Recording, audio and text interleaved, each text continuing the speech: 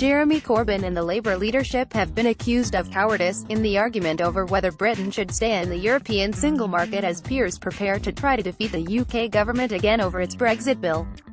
The attack, from the opposition's own MPs and peers, comes after the Labour leadership instructed its members in the House of Lords not to support a cross-party call for the Conservative government to negotiate a Norway-style soft Brexit within the European Economic Area (EEA).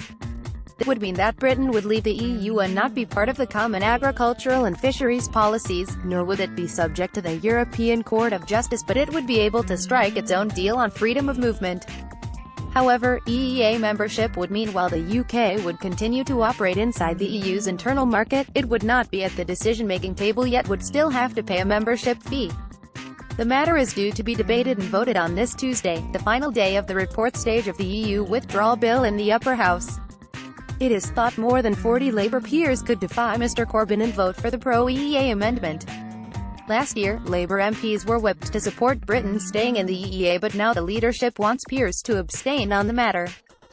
Barry Gardiner, the Shadow International Development Secretary, was asked on ITV's Peston on Sunday to explain why the party leadership had decided to change its position. He denied it had, and later on the BBC's Sunday Politics insisted if Britain became a member of the EEA, it would be reduced to a vassal state. The Scot explained, the EEA option would actually have less control. We would be bound by the regulations, but we would have no seat at the table in deciding what those regulations were. He added, we should not vote for a substantive amendment that talks about staying in the EEA, but Labour's Lord Alley, one of the signatories to the Peers Amendment, accused his party's leadership of being paralysed by indecision. He declared, this is complete cowardice. There is no point in being in politics to abstain. If you stand in the middle of the road, someone is going to knock you over. His Labour colleague Chuka Umunna, the former Shadow Business Secretary, also lashed out at the leadership's stance on EEA membership, noting, our values demand it. Our members overwhelmingly support it. The TUC and our trade unions back it. Labour voters support it. Labour MPs were whipped to vote in the Commons for it. And yet now, when there are enough Tory rebels, we abstain. This is ridiculous. Chris Leslie, the former Shadow Chancellor, hit out at Mr Gardiner, saying if he blocked the EEA vote, he would share responsibility for a hard Brexit, job losses and a fall in tax revenues, and would be left with zero credibility to complain about austerity.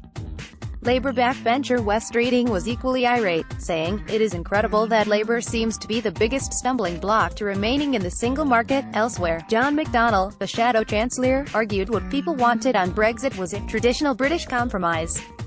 He told the BBC's Andrew Marshall, respect the referendum result but get the best deal you can to protect our economy and protect our jobs. That meant, he explained, being in a customs union and remaining close to the single market. But Labour's Caroline Flint, a former Shadow Europe minister, called for Labour colleagues to accept Brexit was happening and urged that the parliamentary games must stop. She added, if Labour fails to stand by the 2016 vote, we risk alienating many traditional Labour voters.